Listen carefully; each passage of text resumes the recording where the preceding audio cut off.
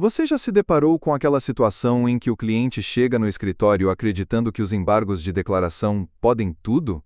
Pois é, muita gente ainda confunde os limites desse recurso e hoje vamos falar exatamente sobre isso, mas com um caso concreto que envolve um tema ainda mais sensível: prisão domiciliar para mulheres em situação de vulnerabilidade. Hoje eu vou te apresentar uma decisão importante que trata dos embargos de declaração interpostos por FAS, atualmente presa, contra o Ministério Público Federal e o Ministério Público do Estado do Ceará. Mas antes, presta atenção. Esse vídeo é fundamental para quem atua no processo penal e no controle de constitucionalidade, especialmente em tempos de debates intensos sobre direitos fundamentais e combate ao crime organizado. Fica comigo até o final, porque esse entendimento pode sim mudar a forma como você orienta o seu cliente ou estrutura sua defesa. Vamos lá. Os embargos de declaração, como você sabe, são um recurso previsto no Código de Processo Civil, mais precisamente no artigo 1022. Eles servem exclusivamente para corrigir obscuridade, contradição, omissão ou erro material em uma decisão judicial. Não se prestam, em hipótese alguma, para reabrir o mérito ou provocar nova análise da causa. E foi exatamente com base nesse entendimento que o tribunal rejeitou os embargos opostos por FAS. Mas o caso vai além do aspecto técnico dos embargos. A grande discussão gerou em torno da negativa de prisão domiciliar, benefício cada vez mais demandado em situações de extrema vulnerabilidade, especialmente envolvendo mulheres gestantes, puérperas ou mães de crianças e pessoas com deficiência. O Supremo Tribunal Federal, como você já deve ter visto, firmou o entendimento no sentido de que é possível substituir a prisão preventiva por domiciliar nesses casos, com base nos princípios constitucionais da proteção integral à criança e do melhor interesse do menor, previstos no artigo 227 da Constituição Federal. Além disso, a Lei de Execução Penal, Lei 7.210, no artigo 318, incisos 4 e 5, também trata dessa possibilidade, visando garantir a dignidade e o núcleo familiar. Porém, e aqui vem o ponto central, esse direito não é absoluto, e o próprio Supremo reconhece exceções em situações excepcionalíssimas.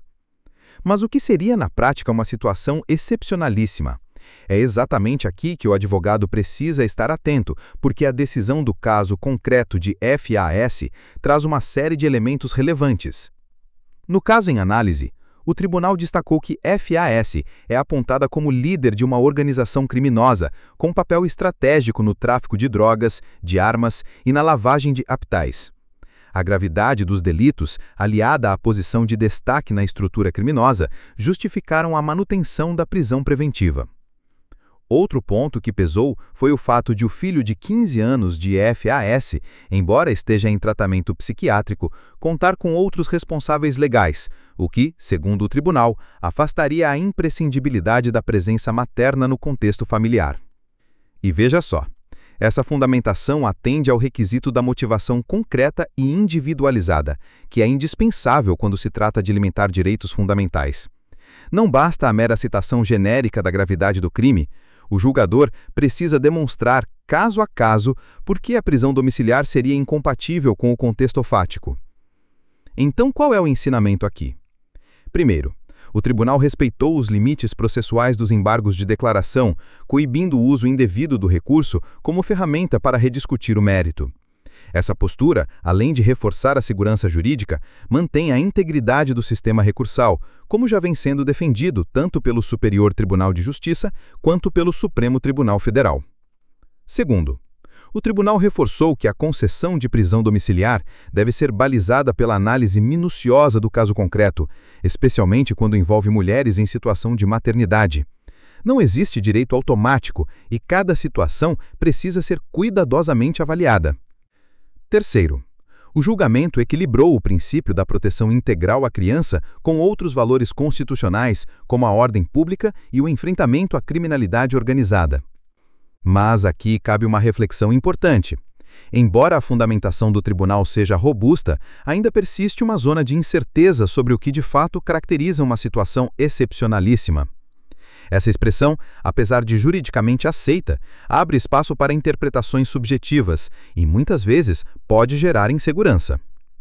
Por isso, é papel do advogado atuar de maneira técnica, criteriosa e sempre embasada em jurisprudência atualizada, para garantir que a análise do caso do seu cliente seja feita dentro dos parâmetros legais e constitucionais corretos. Agora, como todo bom advogado sabe, não basta elogiar ou criticar de maneira superficial. A decisão, de forma positiva, demonstra alinhamento com precedentes vinculantes, como o habeas corpus coletivo 743.721 do Supremo, que trata justamente da substituição da prisão preventiva por domiciliar em casos de mulheres gestantes, mães de crianças ou pessoas com deficiência.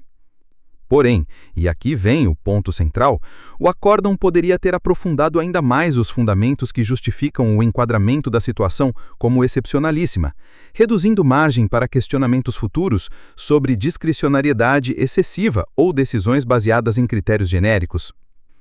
E aqui vai um alerta. Como advogados, precisamos estar vigilantes quanto à relativização excessiva do direito à convivência familiar, sobretudo em contextos de vulnerabilidade social, onde mães e crianças acabam sendo as maiores vítimas do sistema. Por fim, essa decisão revela o quão complexo é o equilíbrio entre direitos individuais e o combate qualificado à criminalidade organizada. E mais, reforça a tendência dos tribunais de exigir fundamentação concreta e individualizada para a concessão de benefícios como a prisão domiciliar, evitando automatismos e decisões padronizadas. Advogado que atua na área criminal, especialmente em processos que envolvem organizações criminosas, tráfico de drogas ou delitos de alta complexidade, precisa estar atento a essa evolução jurisprudencial. Isso pode ser decisivo tanto na elaboração de petições quanto na sustentação oral. E, claro, debates sobre o conceito de situação excepcionalíssima e seus limites devem seguir em alta nos tribunais, especialmente quando se trata de proteger o interesse de crianças e adolescentes em situação de vulnerabilidade. Gostou desse conteúdo? Então não sai daqui sem deixar o seu like e compartilhar o vídeo com outros colegas que atuam na área criminal. E não se esqueça de se inscrever no canal para receber mais análises jurídicas e decisões comentadas como essa. Ah, e o link para acessar o acórdão completo está aqui na descrição do vídeo. Até o próximo conteúdo.